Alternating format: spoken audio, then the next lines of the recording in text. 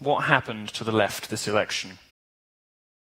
Now, I'm torn giving this speech because, of course, on the one hand, I want to continue making all the same mistakes so that Republicans never leave. But I have discovered in my career that they are so stupid they just don't listen. So I'm perfectly happy kind of giving away the secret sauce to you guys so you understand a little bit better about what happened, because I know they're not going to pay any attention to us. Now, the Democrats have gone from the party of the common man to the party of the cuckold. This is what a Democrat voter used to look like. This man worked hard in a dirty, dangerous environment. He often shortened his life from disease and injury. And he did it for the American dream. He did it because he wanted to make his life better and make his family's life better. He did it because he was, and still is, the backbone of this country. He exists today, even today still, in factories and coal mines. Coal mines, the left, by the way, will proudly tell you they want to put out of business. One of the reasons that people think they don't like Margaret Thatcher, one of our prime ministers, who was, of course, the first female prime minister, obviously was going to come from the Conservatives, just like the first ethnic minority MP, because we actually practice what we preach. This guy will be put out of a job by the left that believes in globalism and globalization and the sorts of namby-pamby information economy media jobs that these people have on the coasts. They don't really value guys like this. They don't know anybody like this. They've never spoken to anybody like this, so they don't care about them. And they have no idea what these people care about and no idea what these people will vote for. But people like this remain the backbone of this country. You still have great engineering in this country. You still have all sorts of industries that Trump wants to protect. But this type of guy is no longer welcome by progressives and Democrats. They have a new favorite voter. And this is their new favorite voter. This pink-haired fag boy. This is current year Democrat. He is a social justice warrior. He doesn't work. If he does work, it's as a barista or a blogger. He probably joined the Women's March in Washington. Well, trying to hook up with someone after white knighting them, Just sort of, if I admit, it often enough, and with the right sort of tone about my overwhelming guilt about my male privilege, maybe you'll give me a hand job. This is this sort of unedifying spectacle that passes for manhood for the modern Democratic Party. It is disgusting. Nobody wants to fuck that. Which is, of course, part of the point. But this is who the Democrats now pander to. This is the Democrats' favored voter now. The white working class is completely incompatible with those who have taken over the left. They're nannying school moms, haughty college professors, and worse yet, brainwashed students shouting slogans. Race hustlers that describe themselves as part of the problem just because they have the wrong skin color. I don't blame anyone from running away from the American left. We've seen something similar happen elsewhere. In Europe, the Labour Party is doing something of the same, going crazy wacky social justice warrior and communist. Nobody really agrees with any of this stuff. And the more that the Democrat Party engages in this sort of stuff, the less likely they are ever to win another election. Let's be clear about what the left lost. The white working class turned against the Democrat Party in a historic fashion during this election. The numbers are stunning, really stunning. Now, I'm not a data porn kind of fag, like those low testosterone losers at The Guardian and 538, but I have to share a few of the key stats from Pew Research with you. This is the election gap chart. Now, college-educated whites voted for Donald Trump by a 4% margin, which is similar to how they voted for Mitt Romney. Embarrassing, you should be ashamed of yourselves. A little embarrassing, but we know that the never-Trump cucks were all dorky, college-educated, sort of Washington insider types, all kind of college eggheads, But when you look at non-college educated people, the numbers are absolutely amazing. They voted by a 39% margin for Donald Trump. These are the deplorables. As much as hip millennials posting Pepe on Twitter, these people are the deplorables. And let's be clear about one thing. Non-college educated doesn't mean stupid. This has been an assumption made by the left in their sort of desire to paint what I would call real America as a country of ignorant rednecks and hillbillies and racists. This obviously is not the case. It's ridiculous. Some of the smartest and most successful people in history, in any field, have been college dropouts and people who never went in the first place. What being a non-college educated person means is that you were smart enough not to pay $40,000 a year to be lectured to about microaggressions. Which is pretty much all it means these days. A good 50% of the most successful people I know don't have a college degree. The split among all voters is just amazing. All college graduates went to Hillary by 9% margin, while all people without degrees went to Trump by 8%. We haven't seen this kind of gap since 1980. There's a huge gulf opening up, and it isn't just the racial divide that the left is desperate to kick off. You know, it wants to split us all up, and we'll talk about that in a minute. But there's a gap opening up in America between people who go to college and people who don't. And my experience of America so far very often has been the people who don't go to college are the people I would much rather spend my time with. The people who do go to college, with the exception of valiant souls like you, braving the elements, Antifa, and the ire of your own professors to come and listen to me. Some of the few people who have emerged from the American higher education system who aren't total cunts. So rather than smart versus dumb, it's helpful to think about this in terms of culture. Helpful to think of the split in cultural terms. And when we look at the way counties voted in battlegrounds, look at this.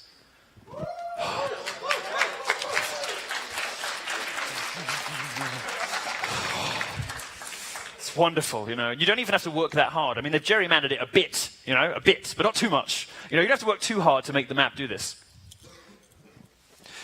Trump won Wisconsin by taking 10 counties that typically go Democrat.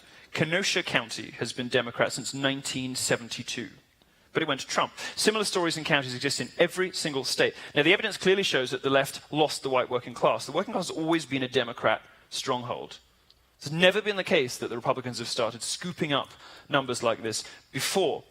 A long time ago, when labor unions had a real purpose, Democrats fought for things we value now, like a 40-hour work week and ending child labor. Now, liberals have lots of theories about why working-class whites have abandoned them. The most obvious is their old standby, you're all racists.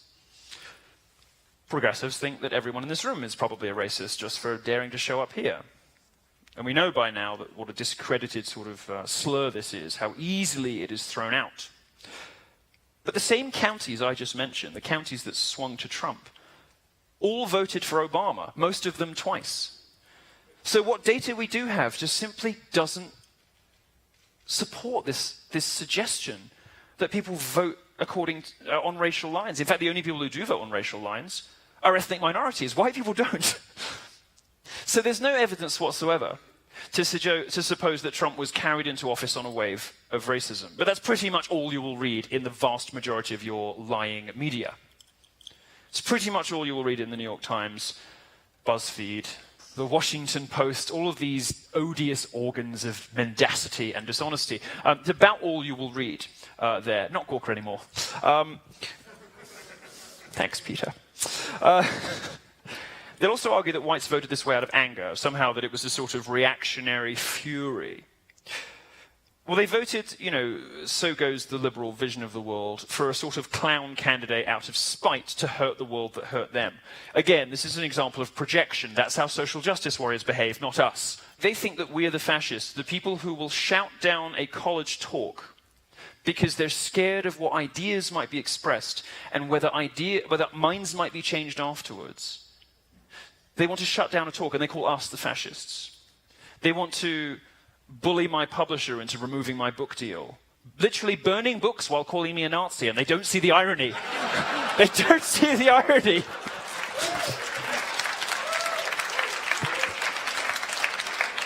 One of the groups hit hardest by illegal immigration, particularly Hispanic immigration, are black working classes who find themselves priced out of the jobs market and plunged back into the sort of state-dependent unemployment that has caused so many problems for black cities in the first place. It is the overburdening of public resources, of hospitals and schools, that make conditions in black communities even worse than they are already.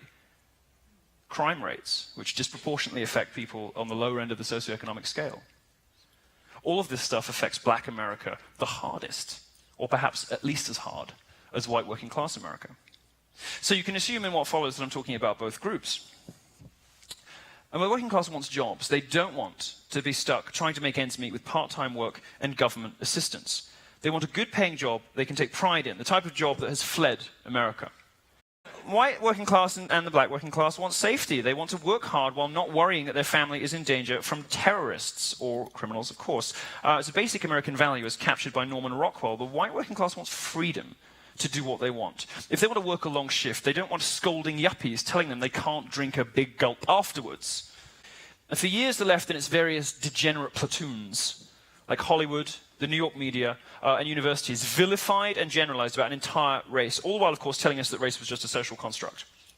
So race isn't real, but if you're a white guy, you're the devil. You can't wrap your head around it. It doesn't make any sense. The social media activists of the world can't see that they have become the bigots. They can't see that they have become the problem. They have become, in their own vernacular, the oppressors. All this stuff comes, if any of you are interested, this stuff comes ultimately, of course, from communism, from Marxism, which sees the world as being divided into oppressor and oppressed. It doesn't make much sense to speak on cultural issues in monetary terms, so what instead the left did was sort of reimagine Marx for skin color, gender, and sexuality. And so everybody in the world has to be classed either as the oppressor or the oppressed. You're either the bully or the bullied. You're the one with privilege or the one without it. The difference between libertarians and conservatives is that we don't believe that people are fundamentally evil. We think people are fundamentally good, that they know better how to run their own lives than the government does. Now, all of the evidence suggests that governments are really, really shit at running everything. Really bad.